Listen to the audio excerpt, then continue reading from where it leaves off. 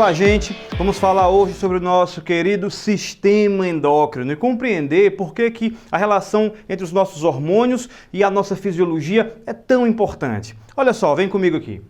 O sistema endócrino ele é formado de um mecanismo básico, onde nós temos o quê? Nós temos uma estrutura chamada glândula. O que é uma glândula? Um aglomerado celular que vai ser responsável por produzir uma substância reguladora do nosso metabolismo, que é chamada de hormônio. Então, as glândulas produzem hormônios. Eu queria só lembrar uma coisinha para não ficar nenhuma dúvida. Eu estou falando de sistema endócrino. Logo, eu estou falando das nossas glândulas endócrinas, que são aquelas glândulas que vão produzir hormônios que são lançados na corrente sanguínea. Eu falei isso para que você não confunda com as glândulas exócrinas, que são aquelas glândulas que, por exemplo, lançam substâncias para fora da corrente sanguínea. Por exemplo, as glândulas salivares. As glândulas salivares produzem o quê?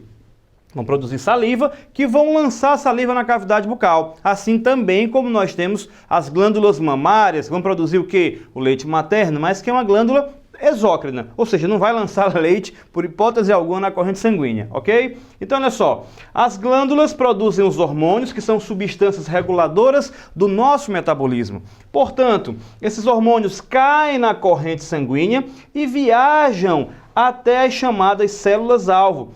E como é que vai acontecer o reconhecimento? Como será que esse hormônio sabe onde é que ele tem que parar? As células-alvo, elas têm receptores de membrana que vão dar um sinal onde vai acontecer o reconhecimento desses hormônios e é lá que eles vão agir. Esses hormônios são substâncias que normalmente podem ser o quê? Podem ser proteínas ou também podem ser hormônios lipídicos. Podem ser essas duas categorias de substâncias. E assim, que ele é lançado na corrente sanguínea e chega até as células-alvo, vai dar um comando para que essas células-alvo desempenhem aquilo que ele quer que ela faça para regular, para melhorar o nosso metabolismo, ok? Olha só, a glândula mestra chamada, aquela glândula que comanda as outras, é justamente essa glândula aqui chamada de hipófise, que fica na base do nosso encéfalo. Então, olha só, a hipófise está dividida em duas partes, você pode ver aqui, eu tenho uma regiãozinha para o lado de cá e uma outra região para o lado de lá. Essa região que está para o lado de cá, nós chamaremos de neurohipófise, ela fica voltada para a região posterior do nosso encéfalo. Então, essa neurohipófise e aqui nós temos a adenohipófise, com algumas diferenças anatômicas e fisiológicas. Mas a diferença mesmo que eu quero que você entenda é qual? É essa diferença aqui, ó. É a produção, são os hormônios que eu vou ter. Olha só, a neurohipófise tem o quê? ADH. O que seria ADH? Hormônio antidiurético. Se você não urina muito, é justamente por quê? Porque existe esse hormônio ADH regulando lá nos nossos rins. Nós veremos isso também na aula de sistema excretor. Então, ele vai fazer o quê? Com que a gente tenha uma redução do volume de micção, ou seja, vai preservar a água no teu corpo. Nós também temos a chamada ocitocina. A ocitocina tem dois papéis muito importantes no nosso corpo. Quais são os papéis? A mulher grávida. Quando essa mulher vai dar à luz, o útero começa a contrair para expelir, para poder empurrar a criança para fora. Então, quem dá origem às contrações do útero nesse momento aqui é justamente a ocitocina. Então, vai te ajudar muito no momento do parto, ok? E a ocitocina também é importante por promover contrações, não só no útero, mas contrações lá no entorno das glândulas mamárias. Ou seja, papel de fazer o quê? Um papel importantíssimo na ejeção do leite. Então, não confunda, para produzir o leite nós temos um outro hormônio chamado prolactina, mas para contrair a musculatura ao redor da glândula mamária e fazer a ejeção, aí sim nós teremos a nossa ocitocina, ok? Então, da adenohipófise nós já temos uma quantidade maior de hormônios, quer ver? Vem comigo aqui, olha só. A prolactina, esse aqui é responsável por ter a produção do leite materno. Sobretudo a mulher começa a produzir esse hormônio numa escala maior, quando ela está gestante, quando ela está grávida. Então, vai acontecer a produção do leite materno, por quê? Porque a prolactina vai estimular as glândulas mamárias. Você pode notar que a mulher gestante, a mulher grávida, tem os seios maiores, por quê? Porque está acontecendo um crescimento da glândula estimulada por esse hormônio e a produção do leite, que vai ser o alimento da criança. Então é muito importante, prolactina está ligada à produção do leite. Olha só, prolacto, ok? Produção do leite. Não vai confundir com a ocitocina, que tem a função de quê? De contração, de ejeção. Vem comigo.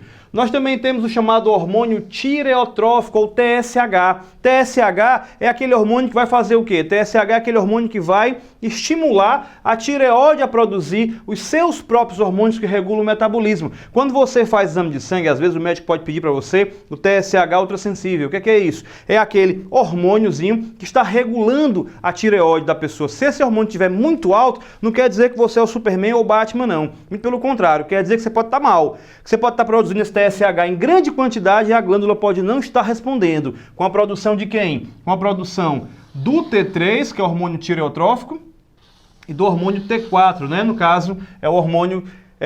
no caso aqui é triiodtironina e aqui é tetraiodtironina, ok? Então, o tireotrófico vai estar produzindo a triiodtironina e a tetraiodtironina, que vai estar levantando o teu metabolismo. Por que você acorda? Por que você é ativo? Por que você quer assistir cada vez mais aula? Por isso, porque você tem a correta produção desses hormônios pela glândula tireoide, ok?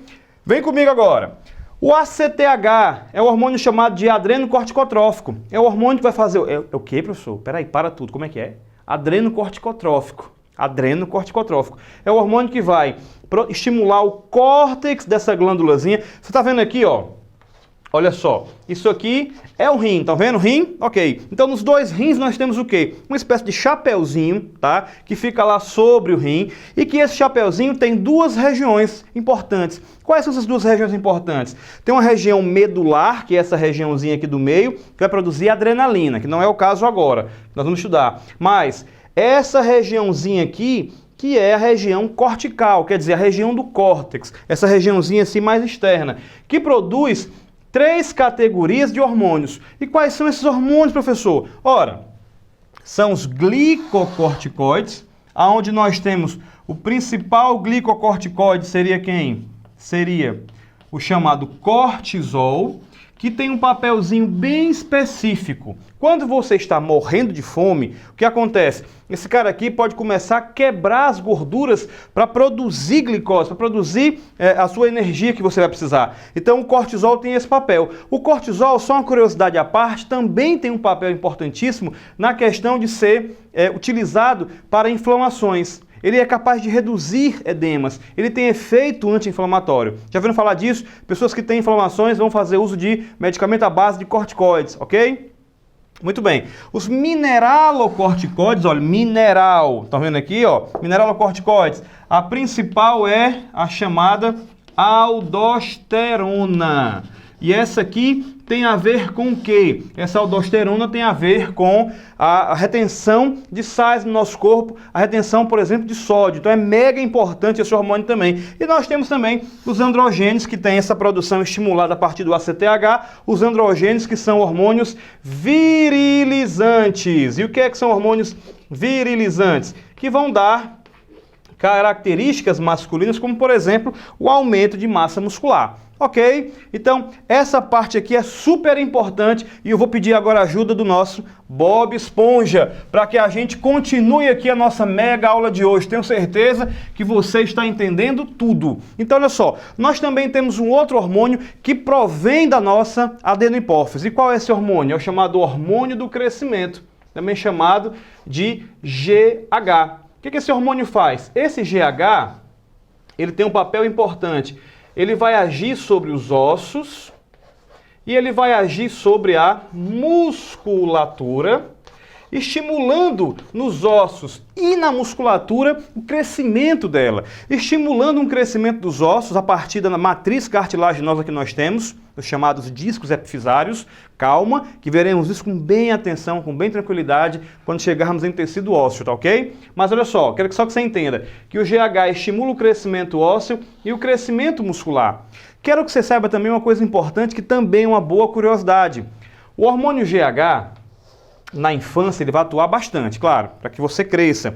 À medida que esse cara está atuando, ele tem um efeito sobre a gordura que nós temos estocada no nosso corpo de consumir para liberar a quantidade de energia e sempre a quantidade de glicose fica bastante alta na corrente sanguínea de uma criança. É comum que uma criança, por exemplo, venha fazer xixi em determinado local e naquele xixi possa até mesmo juntar algumas formiguinhas. Por quê? Porque tem muita glicose ali e a mãe fica às vezes assustada, mas é normal, mãe, tranquilidade, ok? Porque isso aí é chamado diabetes do crescimento, então é uma coisa extremamente normal. Então, se a criança, por exemplo, na infância tiver uma hiperprodução de GH, ela pode ter uma síndrome chamada de gigantismo, ó, crescer além da conta, tá certo? Mas se eu já sou adulto e começar a produzir grande quantidade de GH, você vai ter um crescimento de extremidades cartilaginosas, como por exemplo, a orelha, por exemplo, queixo, por exemplo, as mãos, ok? O que não seria um quadro normal. Professor, e se eu tiver uma baixa de GH na minha infância, o que é que vai acontecer comigo? Nanismo hipofisário,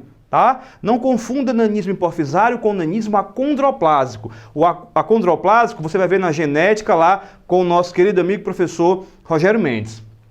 E aqui, no caso, é um nanismo fisiológico. É quando existe a falta do GH ou a redução da sua produção e essa criança, consequentemente, não vai crescer em escala normal. Mas isso pode ser detectado e, consequentemente, a criança pode vir a ter um crescimento retomado de maneira normal caso ela faça uso dessa medicação. Então, isso aí, fica tranquilo. Se você vê alguém, algum coleguinha teu lá, que tem um amigo teu que está crescendo pouco, fala para ele, dá o toque, né? Amigo, vai lá, vai no médico, vê o que está acontecendo com você, são exames rápidos, não vai doer nada, e aí acontecerá a reposição desse hormônio e os ossos e a musculatura vai crescer de maneira normal. Um outro hormônio que nós temos também para tratar outro grupo são os chamados hormônios gonadotróficos.